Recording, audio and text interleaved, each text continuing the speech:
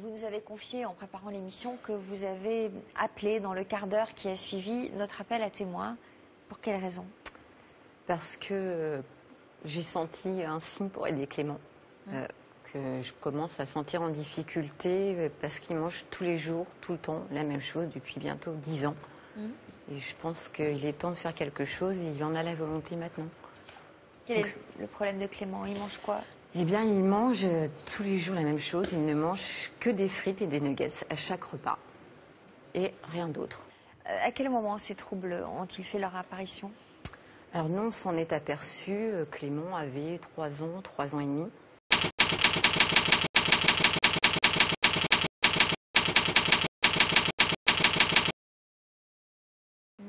En fait, on s'en est aperçu parce que ma mère était malade et lorsqu'elle est décédée, je pense que tout d'un coup, voilà, c'était un gros bébé joufflu.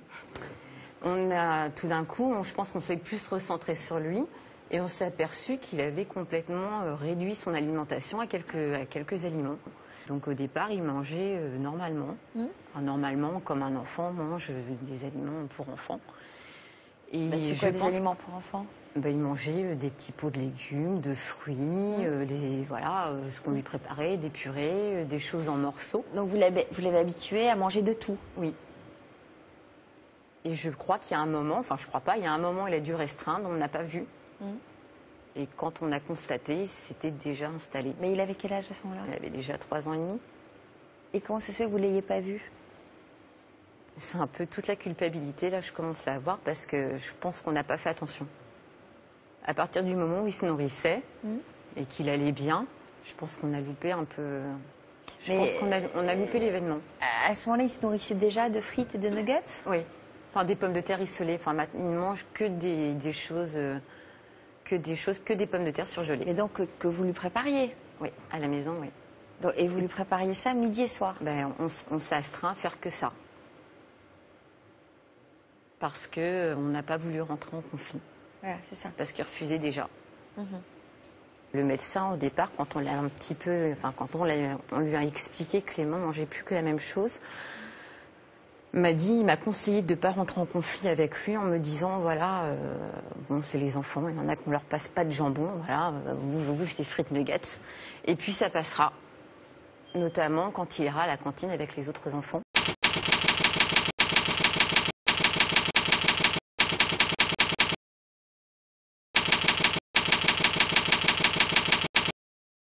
Et en fait, ça s'est pas du tout passé. Et ça n'a pas empiré, sauf que la cantine, voilà, tout le monde a le même repas. Et quand ce n'était pas les aliments qu'il mangeait, il ne mangeait pas. Donc il ne mangeait pas de la journée. Donc il était quand même tout petit. Et c'était comme ça toutes ces années de cantine. Mais bon, c'était déjà un souci, puisque c'est normal, les personnes qui s'occupaient de lui à la cantine ont essayé de le forcer à manger. Mais là, on est rentré dans des angoisses. Et tes copains, ils en disent quoi? Mes copains, ils en disent rien, puisque en fait, eux, ça ne les gêne pas, puisque c'est juste, je ne partage pas des moments que je pourrais partager, juste parce que je ne mange pas la même chose. En fait, ça a eu différents, ce qu'on disait avec votre journaliste, ça a eu différents stades. Le fait qu'il mange toujours la même chose, il y a certaines textures qu'il ne mange pas. Il pourra vous expliquer, plus jeune, on peut le dire. Il avait des termes où il disait... il ne mange pas parce que c'est glu-glu. C'est tout ce qui est les crèmes dessert, un peu les crèmes dessert, il ne mange pas. Clément n'a jamais mangé de tartine de beurre. Il ne mange pas de beurre. Enfin, il n'a jamais mangé une cuillère de crème parce qu'en fait, il aime les aliments très cuits, très croustillants. Rien de ce qui est mou et gluant. On peut réduire à ça. Donc effectivement, le matin, il mange des choses, il boit du lait, mais il mange des céréales, des trucs très croustillants. On en discutait, vous adorez les palais bretons. On en a regardé, il me fait trop huileux. Trop huileux. Et les céréales, tu les mets pas dans le lait, j'imagine. Tu les manges. Si, par contre, si. Si. Je les mange avec le lait, j'ai un déjeuner normal. C'est juste le repas le midi, mais le matin, j'ai un déjeuner normal avec du laitage, des céréales. Comment tu vis tout ça? C'est un handicap au quotidien.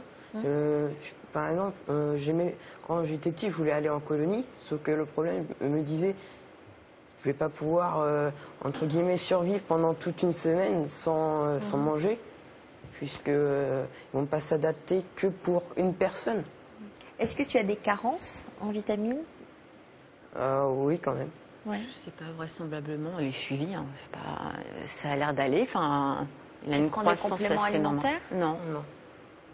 On compense. Enfin, on compense. J'essaye de compenser avec les choses qu'il accepte. Donc Alors, le lait, les céréales, les compotes. Moi, je sais pas, à vous entendre, j'ai tendance à me dire, mais c'est quoi le problème finalement? Est-ce que c'est un problème de manger toujours la même chose? La honte, on l'a eu parce qu'au départ, on a le regard des gens. Ils n'ont pas non plus complètement tort, mais quand on ne vit pas dedans, on nous disent ils m'auraient pris pour une mère un peu permissive.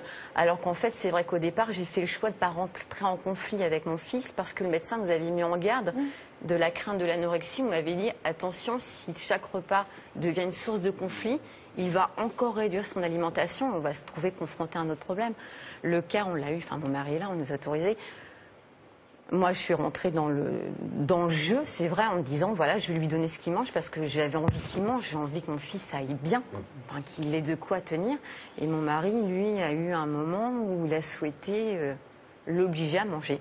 Et moi, j'ai une fille de 16 ans qui mange comme nous. Et alors, il est parvenu à le faire manger? Non, ça a été crise de larmes, ma fille très angoissée. On finit par pleurer aussi. Et je lui ai demandé d'arrêter parce que j'avais pas du tout envie de faire notre vie de famille. J'avais pas envie de faire le repas qui est le dîner notamment, qui est notre repas de famille le soir, comme on travaille, d'en faire un moment d'angoisse familiale. C'était compliqué. Tu as quel âge? 14 ans. Tu es en quelle classe? 3e. Ça se passe bien à l'école? Oui, Les résultats? ça va. Tu veux faire des études? Oui. Et cette histoire d'alimentation t'angoisse pour la suite? Bah, je me dis, si je travaille loin de chez moi, je vais devoir à chaque fois me ramener mon repas au travail, puisque je pourrais pas à chaque fois faire l'aller-retour pour rentrer et après voilà, manger normalement. Tu fais du sport? Oui, Tu fais quoi comme sport? du judo. Et ça va? T'as assez d'énergie? Oui. Et même, par exemple, pour la famille, si par exemple, eux, ils commandent une pizza, moi, je peux pas partager le plaisir de manger la même chose qu'eux. Mais t'as essayé? Il se passe quoi quand tu essaies? Ça me donne instantanément envie de vomir.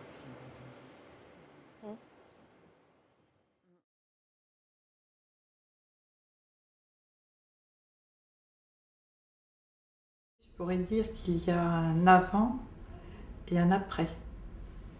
C'était vraiment très fantastique comme changement de comportement.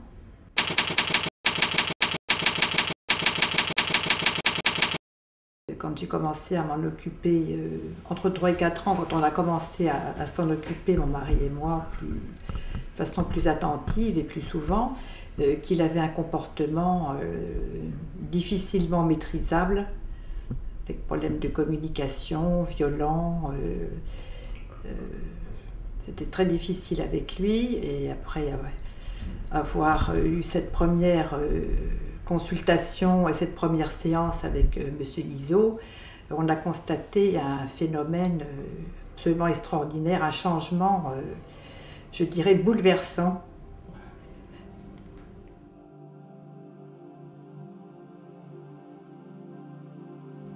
On avait l'impression qu'il y avait chez lui un circuit électrique, ce sont mes mots, circuit électrique qui ne fonctionnait pas. Un tableau électrique avec ça disjonctait, qu'on avait du mal à remettre en marche à chaque crise, parce que c'était par crise. Et là, j'ai eu l'impression que le travail qui a été fait au niveau crânien, puisque j'ai compris que c'était là que ça se passait, qu'il y a eu une réorganisation des réseaux, des circuits, de l'énergie, des ondes, qui font que petit à petit, bon, ça s'est fait de façon phénoménale en une séance, et après, petit à petit, une amélioration séance après séance, que ce soit au niveau comportement, alimentaire, la façon de parler, d'être tout simplement. J'ai quitté le domaine juridique pour le domaine thérapeutique, paramédical, pour lui. Grâce à lui. Et je n'en suis pas sortie. Ouais. Et c'est vraiment pour lui. Autrement, j'aurais jamais eu l'idée d'aller en formation Ah bon, c'est quoi? psychosome. Oh, jamais, c'était Ah pas ouais? du tout. C'est pour lui, uniquement pour lui. C'était vraiment... Bon, on a des liens Karmique. karmiques, déjà rien qu'avec nos... On est en lien, ça c'est sûr, au niveau énergétique, je sais qu'on est en lien. Mais bon, c'est formidable, c'est vraiment une histoire...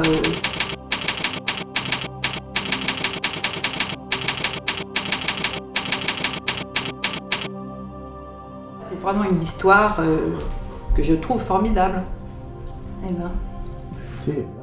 Et on a trouvé le bouquin de monsieur, un livre de monsieur Guizot. Vous expliquiez, je n'ai plus le titre, que vous aviez rencontré dans un pardon breton C'est un familier, enfant hein. de 8-10 ans, je ne sais plus.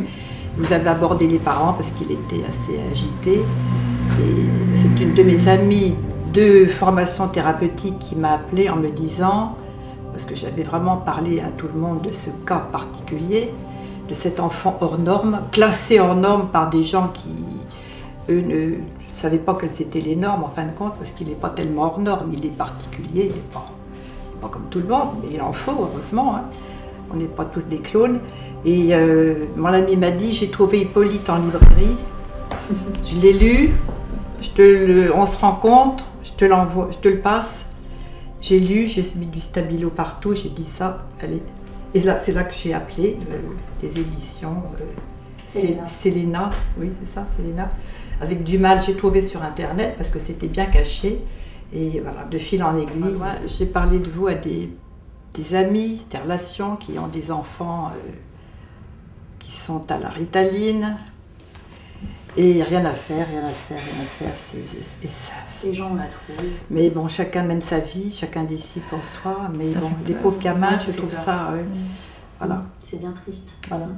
Parce que si on l'avait laissé, Hippolyte, il nous menait par le bout du nez, le couteau en main. Moi, ils m'ont raconté, il était pas... Il faisait la loi avec les... Non, mais il était très violent. Et puis nous, pour être tranquille, il aurait fallu tout lui céder. Et non, mais il en était pas c'était de la graine de voyou. Il ne méritait pas ça.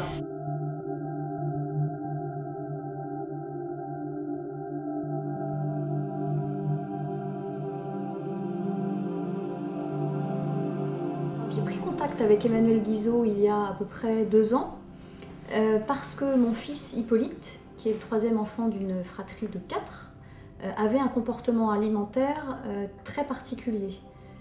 Comportement qu'il a eu jusqu'à ce qu'on débloque les choses avec Emmanuel. C'est un enfant qui n'acceptait de manger quasiment que des choses molles. Il a longtemps mangé uniquement de la purée, du pain. Il a accepté au fil du temps de manger quelques aliments un peu plus diversifiés comme des pâtes, mais jusqu'à l'âge de 8 ans quasiment, il n'avait vraiment pas un comportement alimentaire normal. Nous avons donc vu ensemble 2 psychologues, un médecin homéopathe, une kinésiologue, même un psychiatre pour enfants. Ces personnes m'étant généralement recommandées de fil en aiguille, par le bouche à oreille, les médecins se renvoyant les uns les autres ou les thérapeutes me suggérant, constatant leur propre incapacité à nous aider, d'aller voir telle ou telle personne. Force était de constater que son comportement alimentaire n'évoluait pas du tout. C'était aussi un enfant qui avait tendance à être assez renfermé sur lui-même, à peu aller vers les autres enfants et à se renfermer, par exemple, quand nous avions des amis ou des visites à la maison. Il avait un côté un petit peu sauvage. Jusqu'à l'âge de 4 ans, cet enfant n'acceptait de manger que des petits pots pour bébé, des compotes, un petit peu de pain, mais vraiment aucune autre chose. Ça nous a posé beaucoup de problèmes, mon mari et moi.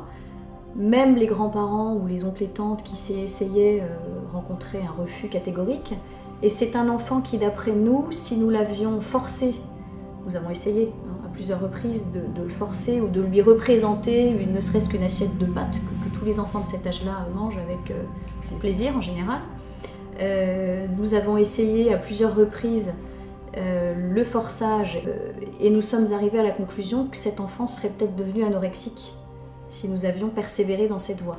C'est la raison pour laquelle nous nous sommes adaptés finalement à sa personnalité particulière et avons accepté de le nourrir de cette manière jusqu'à 4 ans. Je pense quand même que les visites chez le pédiatre régulières nous ont toujours rassurés, puisque c'est un enfant qui a une croissance tout à fait normale et qui manifestement trouvait dans ce genre d'alimentation de quoi combler ses besoins. Donc nous ne nous sommes jamais inquiétés pour lui sur le plan médical. Simplement, ça a quand même été assez difficile pour nous d'accepter que cet enfant pourrait, jusqu'à un âge peut-être avancé, cultiver une différence au point de manger quand même comme un bébé, quoi. Voilà, c'est comme ça que nous sommes allés voir Emmanuel Guizot il y a 2 ans. Mais il mangeait rien. Ouais, ou un yaourt et du pain, quoi. Voilà, pour qu'il ne soit pas complètement inadapté au système, on l'a quand même mis à la cantine, mais 2 fois par semaine, mais il mangeait rien.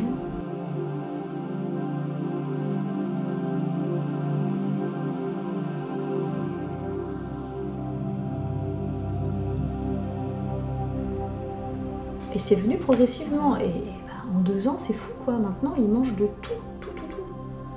Sans rechigner. Il y a des trucs qu'il n'aime pas, évidemment, mais, oui, mais comme les autres. Oui. Mais il accepte tout, il goûte un truc nouveau. Enfin,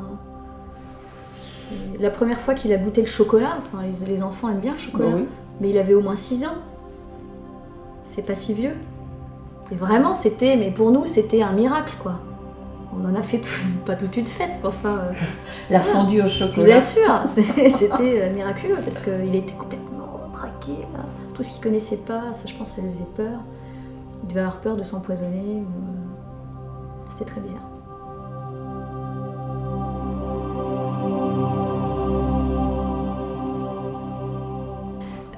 Alors, le fait de voir Emmanuel Guizot a beaucoup aidé à son ouverture au monde, dans la mesure où, après quelques séances, puisque nous avons dû nous voir peut-être 5 ou 6 fois, Hippolyte a eu un comportement beaucoup plus ouvert vis-à-vis des autres enfants. Il a commencé à avoir davantage de copains. Il s'est également ouvert en classe, où il a commencé à prendre un petit peu la parole de temps en temps, à sortir de son mutisme, de son monde. Et puis avec nous, les séances ont également permis de nous rapprocher et de nous permettre de mieux communiquer avec lui. Puisque Hippolyte a été suivi par Emmanuel Guizot, et mon mari et moi également. Et ces interventions nous ont paru vraiment nécessaires pour nous permettre d'être tous au même diapason, si je puis dire. C'est pas forcément un enfant qui va jouer beaucoup. Alors tout ce qui est Playmobil, choses comme ça, il y a belle lurette qu'il n'y joue plus.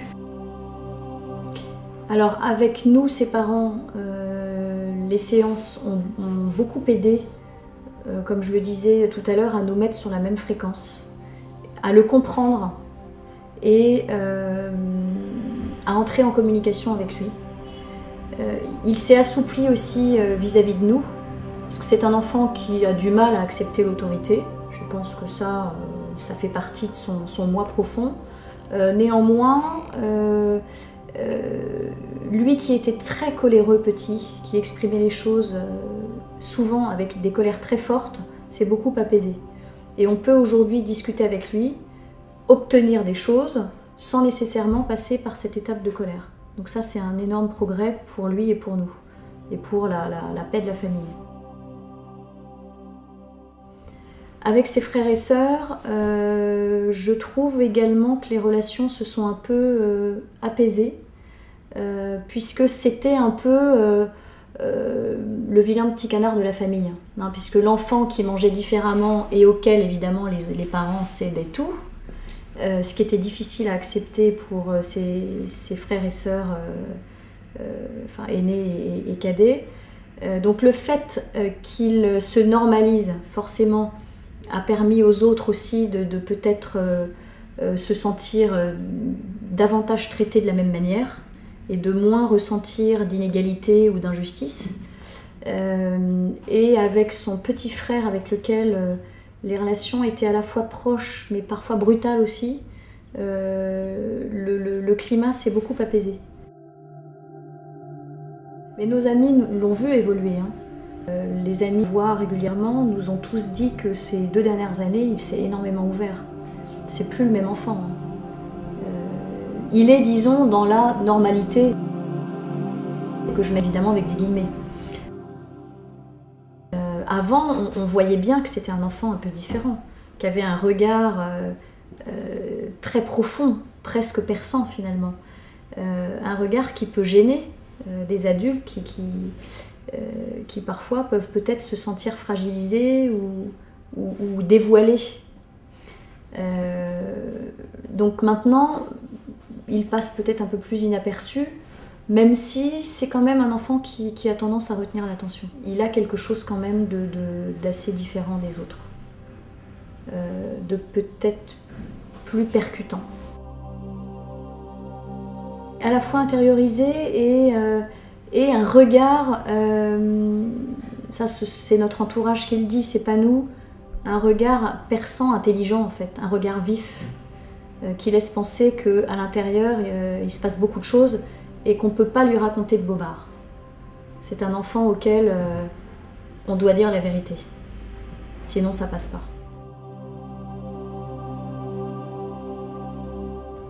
Oui, cette phrase « quand je suis née, je n'étais pas là », qui vient d'un autre enfant que le nôtre, pourrait tout à fait s'adapter au nôtre.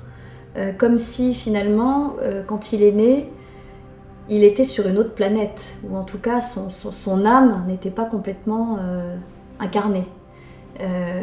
Et ces séances lui ont, je pense, permis, même s'il donnait assez bien le change, mais ces séances lui ont permis de vraiment s'incarner dans le monde d'aujourd'hui et de prendre sa place dans la famille, à l'école, dans ses activités extrascolaires et de devenir vraiment lui-même. En quelque sorte, une deuxième naissance et une possibilité d'exprimer tout son potentiel et sa personnalité. Ce qui est vraiment important. Ouais. À 5 ans, il a voulu faire du violon. On a attendu 1 an parce que la prof trouvait qu'il était encore trop petit. Il a commencé en CP le violon, donc c'est sa 5e année. Et bon, il est plutôt doué. Il a démarré très vite. Il a même pris une année d'avance là au conservatoire. Mais la prof espère le faire progresser à son juste niveau, disons, et elle a du mal parce qu'il n'aime pas travailler. C'est difficile pour lui. D'après sa prof, qui est une prof de très bon niveau, au conservatoire, il est doué pour cet instrument. D'ailleurs, il a ce qu'on appelle l'oreille absolue, hein, c'est-à-dire qu'il est capable de jouer au violon un air qu'il a entendu par ailleurs, sans partition.